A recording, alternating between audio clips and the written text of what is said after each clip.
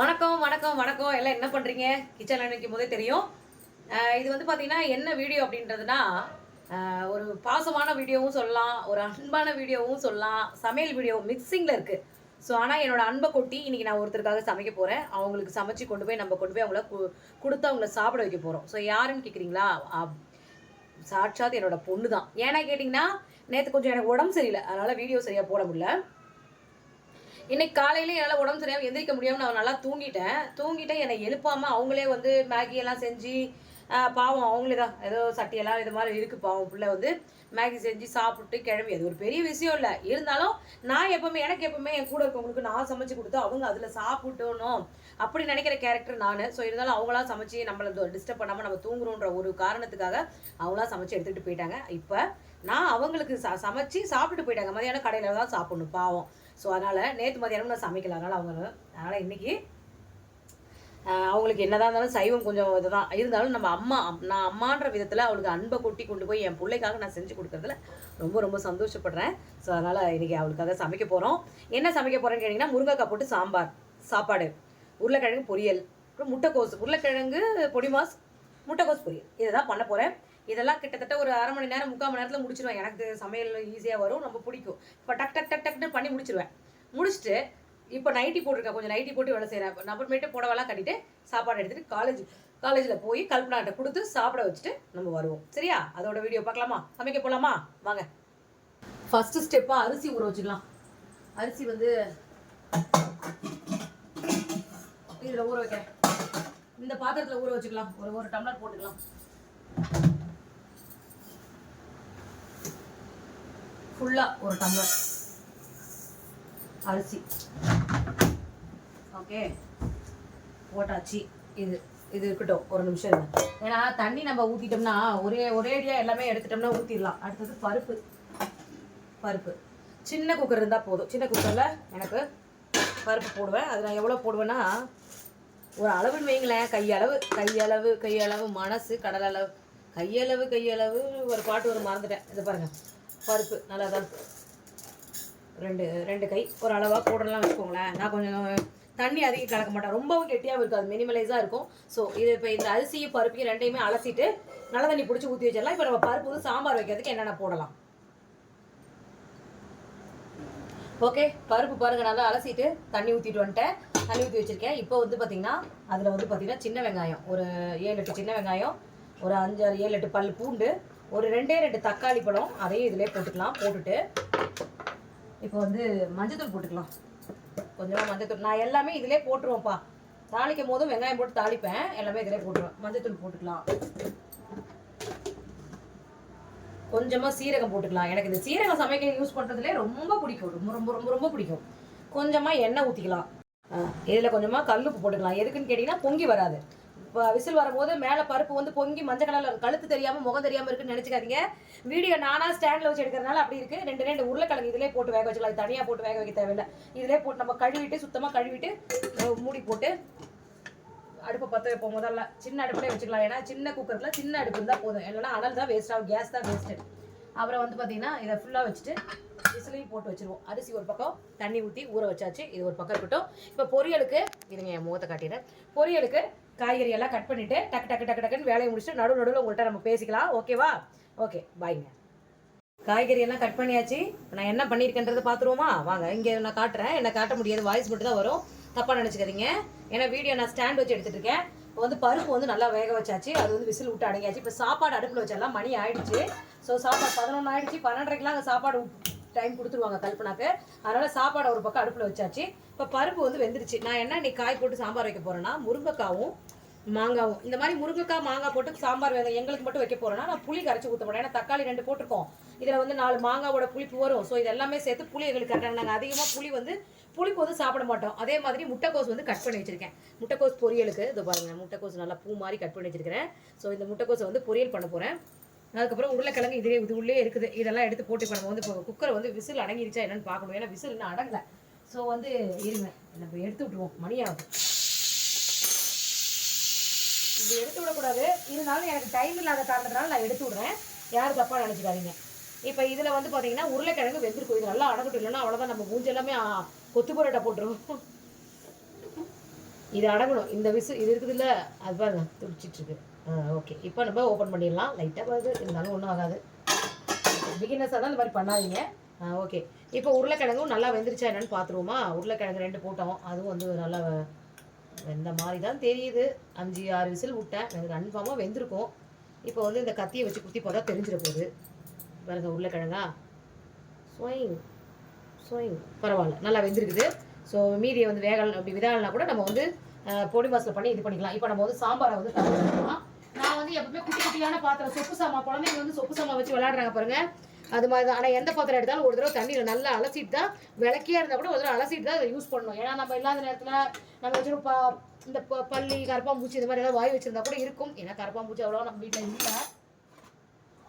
இப்போ இது இந்த மாதிரி எடுக்கிற எல்லாத்தையுமே ஒரு அலசிக்குங்க, தண்ணியில் அலசிக்குவேன். இப்போ இந்த பருப்பு வந்து பார்த்தீங்கன்னா நல்லா வெந்திருக்குது. ஃபஸ்ட் இந்த தண்ணியை நம்ம இருத்துக்குவோம்.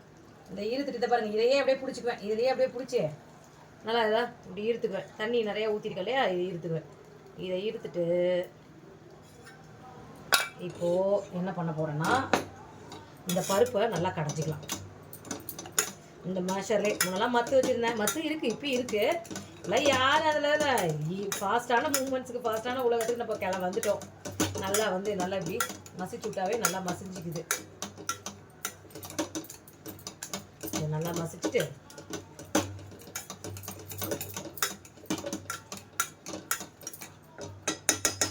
ஓகே நல்லா மசிச்சாச்சு. இப்போ இந்த தண்ணியை வந்து நல்லா எடுத்து டக்கு டக்கு டக்கு டக்கு டக்குன்னு செய்யணும் வேலை. சோம்பு வந்து இப்போ பேன் பார்த்துட்டு இருந்தோம்னா வேலைக்கு ஆகாது. இப்போ நல்லா இந்த வந்து தண்ணியை வந்து தொட்டு, இது நல்ல தண்ணி தான், இதை தொட்டு நல்லா ஓரம்லாம் இது பண்ணிடணும். எல்லாம் அது தனியாக அந்த பக்கம் ஹீட் ஆகி கருகி போயிடும். அதனால தான் இப்போ இதெல்லாம் மிக்ஸ் பண்ணிடலாம். மிக்ஸ் பண்ணிவிட்டு அடுப்பு பற்ற வச்சிடலாம். அடுப்பு பற்ற வச்சுட்டு இப்போ இந்த காய்கறியை தூக்கி போடுவோம். அது நல்லா இறங்கி இந்த முருங்கைக்காய், நல்லா 2 முருங்கைக்காய் இருந்தது, நல்லா பிஞ்சு முருங்கைக்காய், சாப்பிட்றதுக்கு ரொம்ப நல்லாயிருக்கும். சக்கத்தாக மாங்காவையும் போட்டுடலாம். போட்டுட்டு நல்லா வந்து இதை மிக்ஸ் பண்ணி விட்டுட்டு இதை என்ன பண்ணணும்னா, இப்போ இந்த பக்கம் இந்த இதை கொஞ்சம் லைட்டாக இப்படி மூடி இந்த பக்கம் அடுப்பில் வச்சுட்டு நம்ம பொரியல்களை சாம்பாரை தாளித்து விட்டுட்டு இந்த பக்கம் வச்சுட்டு சாம்பாரை தாளித்து விடுவோம். தாளிக்கும் போது காட்டுறேன்.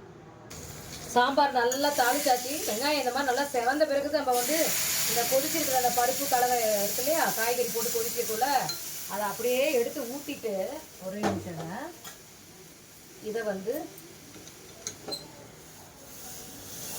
எடுத்து இதுலேயே நல்லா ஊற்றிட்டு கொத்தமல்லி தழை இருந்தால் தூணிங்கன்னா அப்படியே அந்த கொத்தமல்லி தழை வாசத்துக்கு அதுக்கு கொஞ்சம் தண்ணி ஊற்றி கலந்து ஊற்றிடலாம். நல்லா இப்போ அந்த காயும் அந்த தாளிப்பு எல்லாம் சேர்ந்து மலண்டு வேகும்போது சாம்பார் செம்ம டேஸ்ட்டாக இருக்கும், நல்லா இருக்கும். நீங்கள் அந்த மாதிரி ஒரு தடவை ட்ரை பண்ணி பாருங்கள். தாளிக்கும் போது ஒரு 2-4-5 ஒரு 1/2 ஸ்பூன் கடுகு, 1/2 ஸ்பூன் சீரகம், 1/2 ஸ்பூன் சோம்பு, 1/2 ஸ்பூன்னா ஒரு 4-5 வெந்தயம், கொஞ்சம் பெருங்காயம் போட்டு நல்லா கருவேப்பிலை வெங்காயம் எல்லாம் போட்டு தாளித்து அதனால் செவச்சவன்னு ஆனதுக்கப்புறம் நீங்கள் பண்ணி பாருங்களேன், செம்ம டேஸ்ட்டாக இருக்கும். ட்ரை பண்ணி பார்த்தீங்கன்னா நல்லாயிருக்கும். சரி ஓகே, அடுத்தது நம்ம வந்து இப்போ நான் உருளைக்கிழங்கு வந்து பொரியல் பண்ணலாமா இல்லை முட்டைக்கோஸ் பொரியல் பண்ணலாமா, இங்கி பிங்கி பண்ணி போட்டுக்கலாமா? இப்போ இதுக்கும் இங்கே பாருங்கள், உருளைக்கிழங்கு இங்கே இருக்குது, இங்கே வச்சுக்கிறேன். நான் இப்படி தான் இங்கி பிங்கி பாங்கி ஃபாதரோட டாங்கி டெலிஃபோன் நம்பர் 1 2 3. ஸோ உருளைக்கிழங்கு பொரியல் தான் வந்திருக்கு. ஸோ அதனால் நம்ம உருளைக்கிழங்கு பொரியல் நம்ம பண்ணிடுவோமா? எனக்கு பாத்திரத்தை நெய் நெசன அழுக்கு பண்ணுறது பிடிக்காது. சரி சாம்பார் கொஞ்சம் அதில் இது பண்ணிக்கலாம், இதில் உருளைக்கிழங்கு பொரியல் பண்ணிடுவோம்.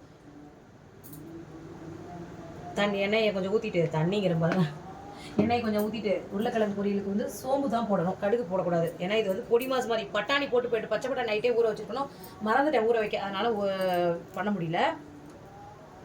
சோம்பு போட்டிருக்கேன். சோம்பு போட்டு நல்லா பொரிஞ்சதுமே கருவேப்பிலையை போடணும். கருவேப்பிலை போட்டு நல்லா பொரிஞ்சது வெங்காயம், ஏங்க எல்லாம் 3க்குமே சேர்த்து நான் அலசி வச்சுட்டேன். வெங்காயம் அது வந்து பொரியணும், அடுத்து பொரிஞ்சாதான். அடுத்தடுத்து உடனே நம்ம போடக்கூடாது, அது அதோட ஃப்ளேவர் அப்போ நம்மளுக்கு கிடைக்காம போயிடும். ஓகேப்பா, உருளைக்கிழங்கு பொடி மாஸ் பண்ணி பாருங்கள், எடுத்து வச்சிட்டேன். உருளைக்கிழங்கு பொடி மாஸ் பண்ணியாச்சு, இதை பாருங்கள் எடுத்து வச்சாச்சு. சாம்பாரும் வந்து பார்த்தீங்கன்னா ஃபுல்லாகவே ரெடி ஆயாச்சு. சாம்பார் கொதிச்சிட்டு இருக்குது, சாப்பாடும் இருந்துற போது. இப்போ அதுக்குள்ளே நம்ம வந்து பார்த்தீங்கன்னா இது முட்டைக்கோஸ் பொரியல் பண்ணிடலாம். முட்டைக்கோஸ் வந்து பார்த்தீங்கன்னா பொடியாக கட் பண்ணி வச்சுருக்கேன்னு முன்னே காட்டினேன். ஸோ முட்டைக்கோஸ் பொரியல், முட்டைக்கோஸ் பொரியலுக்குமே நீங்கள் கடுகு போடக்கூடாது, சோம்பு போடணும், பூண்டு நல்லா தட்டி போட்டோம்னா ரொம்ப சூப்பராக இருக்கும். பச்சை மிளகா தான் இதுக்கு போடணும். இதுங்க தாளி எண்ணெய் ஊற்றியாச்சு. கடலப்பருப்பு போட்டுக்கலாம். கடலப்பருப்புனா கழுக்கு அது பிடிக்கும், அது சாப்பிட்றதுக்கு அவளுக்கு அது கடுக்கு முடுக்குன்னு சாப்பிட்றதுக்கு பிடிக்கும் கடலப்பருப்பு. கொஞ்சமாக சோம்பு போட்டுக்கலாம், கடுகு போடக்கூடாதுப்பா. கடுகு இந்த மாதிரி இருக்கலாம் பொரியலுக்கு, இந்த மாதிரி பொரியலுக்கு கடுகு போடக்கூடாது. இது நல்லா பொரிஞ்சதும் கருவேப்பிலை போடுங்க. கருவேப்பிலை போட்டு அதுக்கு மேலேயே பச்சை மிளகாயை போட்டு அதுக்கு மேலே உடனே வெங்காயத்தை போட்டுருங்க. ஏன்னா வெங்காயம் பச்சை மிளகாய் படப்படன்னு வெடிக்கிறது நம்ம மேலே வந்து வெடிக்காது, படாது, நம்ம மேலே படாது. அதுக்காக உள்ளுக்குள்ளேயே வெடிச்சுக்கணும். மஞ்சத்தூள் விருப்பம் இருந்தால் போடுங்க. எனக்கு முட்டைக்கோஸில் மஞ்சத்தூள் பொரியலுக்கு போடுறதுக்கு பிடிக்கவே பிடிக்காது. கூட்டுனா போடலாம். இந்த நேரத்தில் பூண்டு தட்டி போட்டிங்கன்னா ரொம்ப நல்லா ஃப்ளேவர்ஃபுல்லாக இருக்கும்.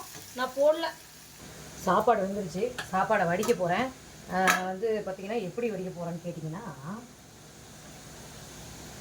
அப்பா முருகா ஒரு மாதிரி மயக்கம் வர மாதிரி இருக்குதுங்க. காலைல சாப்பிடல இன்னும். அதனால் இருங்க, உங்களுக்கு தெரியுதா தெரியாதா தெரியல.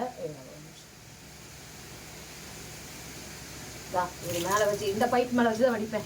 இந்த பைப் மேலே வச்சு வடிக்க மாட்டேன். வடித்தா விட்டுக்கிட்டு போயிடும், அவ்வளோதான். ஏன்னா புதுசாக போட்டிருக்க பைப்பு, அதனால். சாப்பாடு தான் கஞ்சி வடியல் தான். நம்ம மிக்சியில் சாரி குக்கரில் வைக்க மாட்டேன். நிறைய பேர் குக்கரில் வைக்கிறதுக்கு அளவு கேட்பீங்க. 1 டம்ளர் அரிசி 2 டம்ளர் தண்ணிப்பா. அது வந்து 4 விசில் சொல்கிறாங்க. 4 விசில்னு தான் சொன்னேன். ரொம்ப நாள் ஆச்சு நான் இதில் வச்சு. குக்கர்லாம் சாப்பாடு வைக்க மாட்டேன், மேக்ஸிமம் வைக்க மாட்டேன்.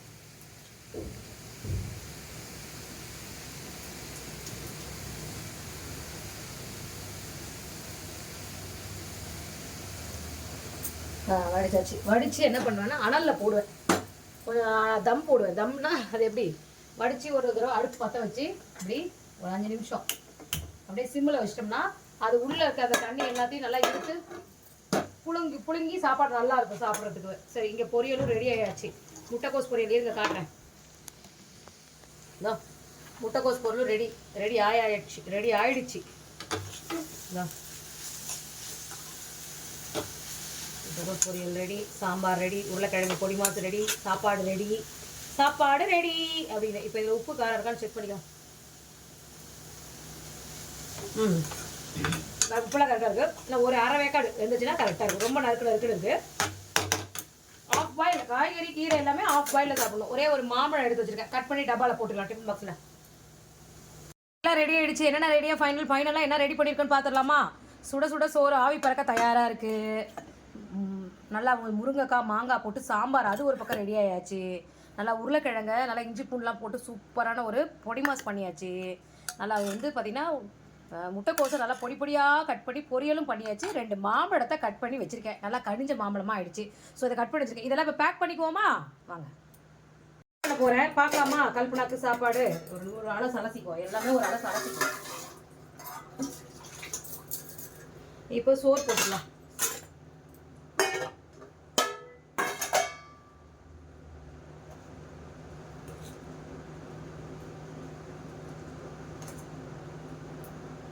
சூடான சோறு போட்டாச்சு. இது போதும். அவங்க இதை சாப்பிட்றதே பெருசு தான். சூடான சோறு இதை தள்ளி வச்சுருவோம் இப்படி இந்த பக்கம். இப்போது இதை வந்து க்ளோஸ் பண்ணிடுவோம். சுட இருக்குதா